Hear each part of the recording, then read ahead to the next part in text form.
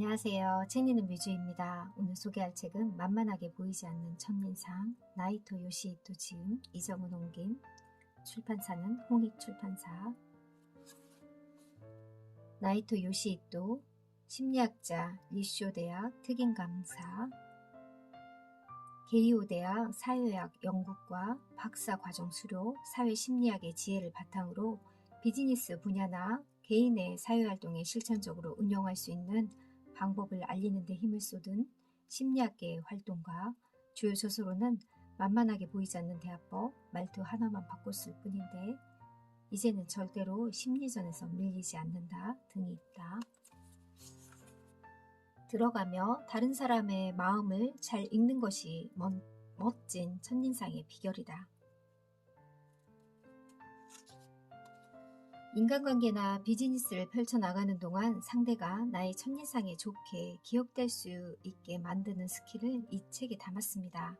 다른 사람의 마음을 읽을 수 있게 되면 그에게 좋은 인상을 줄 뿐만 아니라 그로 인해 좋은 일이 이어질 것이라고 자신 있게 말할 수 있습니다.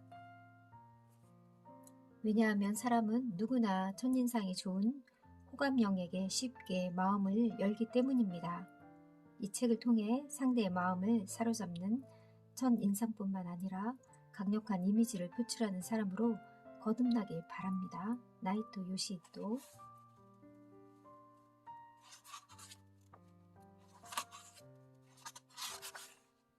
뇌는 0.1초 만에 사랑에 빠진다. 뇌와 마음의 관계를 탐구하는 뇌과학자 모기 겐이 치로는 오래전에 뇌는 0.1초 만에 사랑에 빠진다는 책을 발표한 적이 있다. 첫인상이 우리의 뇌에 얼마나 큰 역할을 하는지 흥미진진하게 설명하고 있다. 이 말이 함축하고 있는 내용은 우리가 일상에서 자주 경험하는 일이다.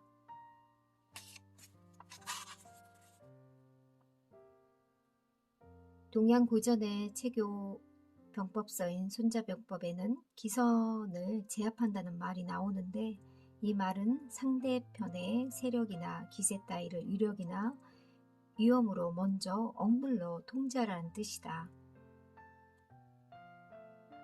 내가 첫인상이 좋은 사람에게 더 많은 점수를 준 것은 달리 말하자면 그에게 기선을 제압당했기 때문일지도 모른다.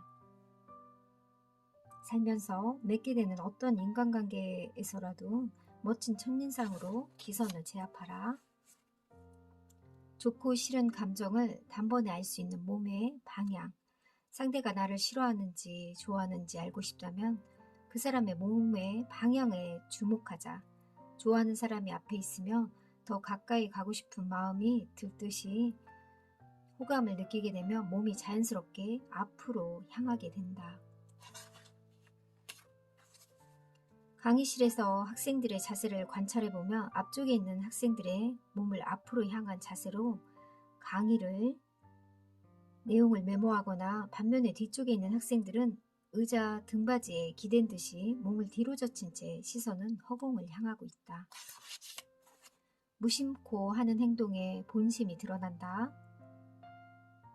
콜로라도 대학 커뮤니케이션 학과의 오드리 넬슨 박사는 순식간에 표현되었다가 곧바로 사라져버리는 사람들의 신호를 미소 행동이라고 불렀다. 미소 행동에는 여러 가지 형태가 있다. 순식간에 지나가는 상대의 표정이나 행동을 눈여겨보고 거기에 맞게 대응하자. 빨리 자리를 뜨고 싶어하는 마음을 알아내는 법. 집에 가고 싶어하는 사람은 무의식 중에 엉덩이를 들썩거리기 때문에 몸을 좌우로 움직이는데 체중 이동을 시작한다.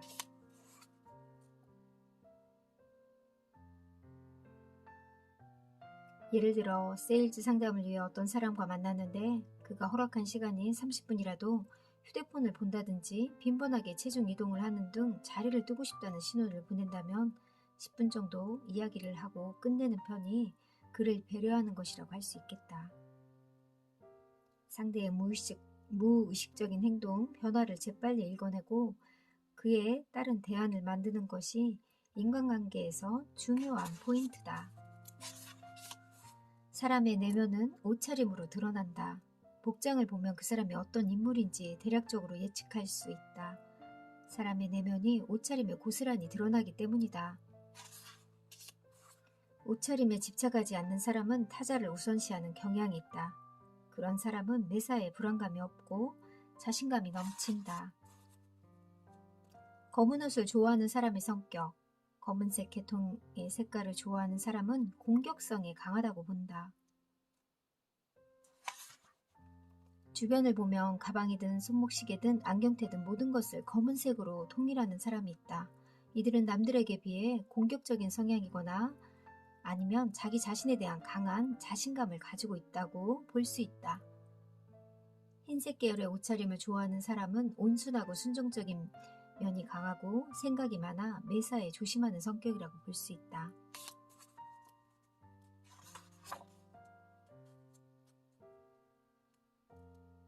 SNS에 과장과 거짓말이 난무하는 이유. 미국 디폴트 대학 심리학과 연구팀은 SNS에서 거짓말을 하는 것에 대한 죄책감을 갖는가라는 질문을 가지고 조사를 해보았는데 대부분의 답변자들이 죄책감을 느끼지 않는다고 대답했다.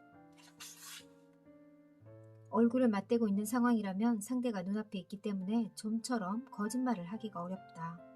상대방의 기분을 생각하면서 이야기하기 때문에 이런저런 눈치를 봐야 한다.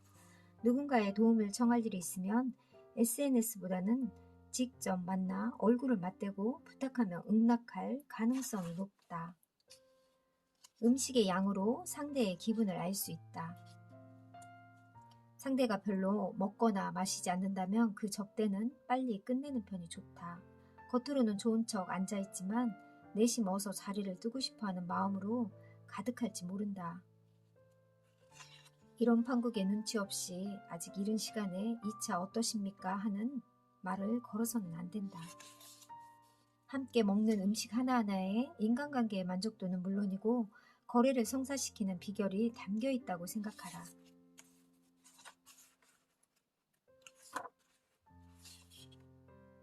상대의 감정을 좌우하는 사람은 결국 누구인가? 심리학을 공부하는 사람들 중에 인간관계에서 독심술이 심리학의 끝이라고 믿는 경우가 많다.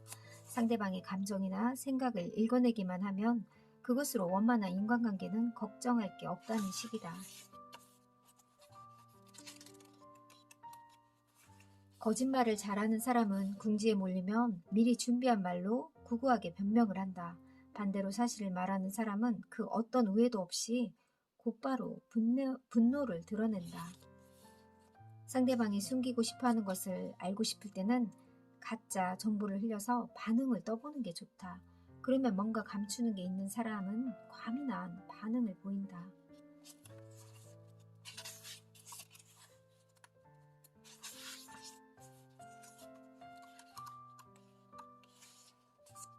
상대방으로부터 연락이 올지 안 올지 안절부절 못하면서 기다린들 좋은 결과가 나올 거라는 보장은 전혀 없다. 그보다 차라리 아무것도 쓰지 않는 메일을 보낸 다음에 상대방의 반응을 확인해보는 편이 좋다. 거래처의 일이 진행 상황이나 앞으로의 계획을 확인하고 싶다면 아무것도 쓰지 않는 메일을 보내보자.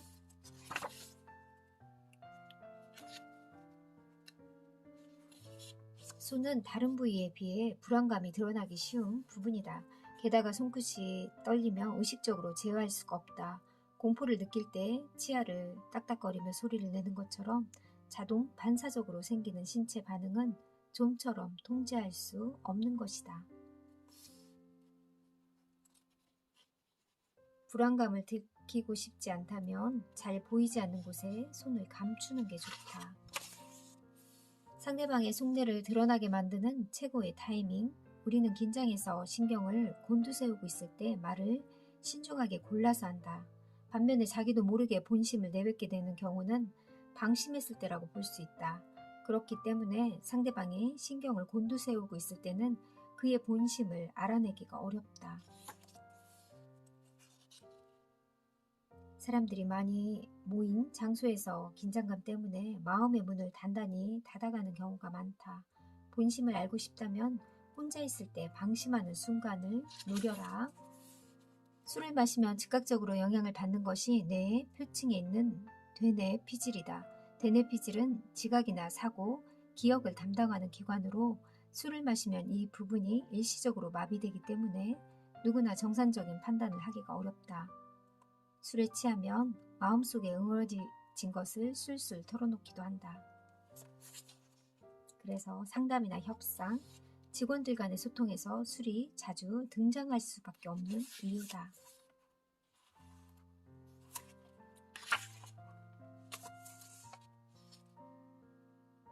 실제로 브라이언 마이어 교수는 과자나 사탕같이 단 것을 나눠 먹는 행위는 인간관계를 좋게 하는데 매우 효과적인 테크닉이라고 한다. 사람의 마음을 한순간에 열게 하는 마법은 그리 멀지 않은 곳에 있다. 그 사람은 왜 전달력이 뛰어날까? 연설을 할 때 손을 적극적으로 사용하면서 이야기하게 되면 전달력이 더욱 강력하게 된다.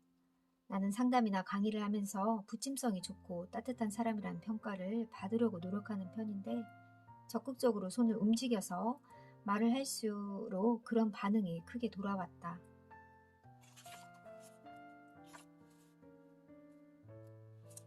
주위 사람에게 신용을 얻고 싶다면 될 수 있는 한 가슴을 당당하게 펴고 말하자.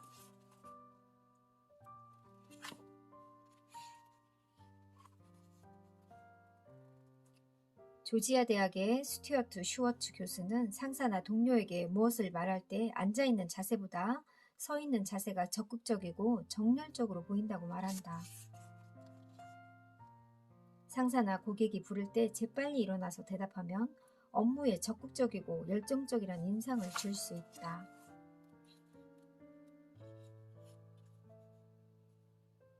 상대방이 머리를 써서 말하는 사람인지 그냥 되는 대로 말을 하는 사람인지도 눈의 움직임을 보면 알 수 있다.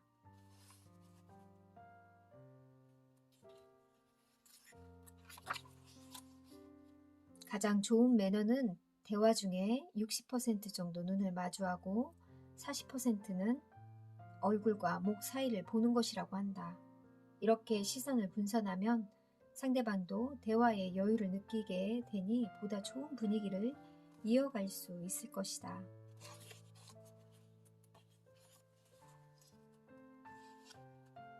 나는 성형을 한 사람을 확실히 구분할 수 있는데 그 이유는 얼굴에 칼을 댄 사람은 하나같이 얼굴이 조금 당기는 듯한 느낌을 줘서 표정이 빈약해 보이기 때문이다. 주름은 없애고 싶지만 표정까지 없애고 싶지 않다. 이렇게 생각한다면 얼굴에 주름이 생기는 걸 결코 나쁜 일만은 아니지 않을까? 주름이 생긴다는 것은 특히 눈꼬리의 주름은 자신이 언제나 웃는 사람임을 증명하는 것이니 말이다.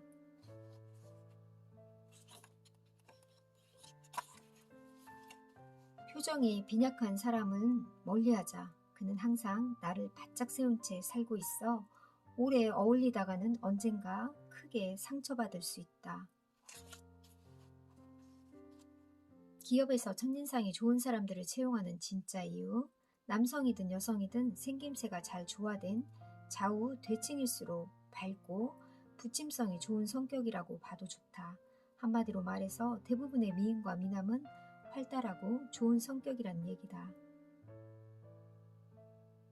입이 삐뚤어지거나 좌우의 눈이 한쪽이 가늘어지거나 해서 대칭성이 무너지는 것이다.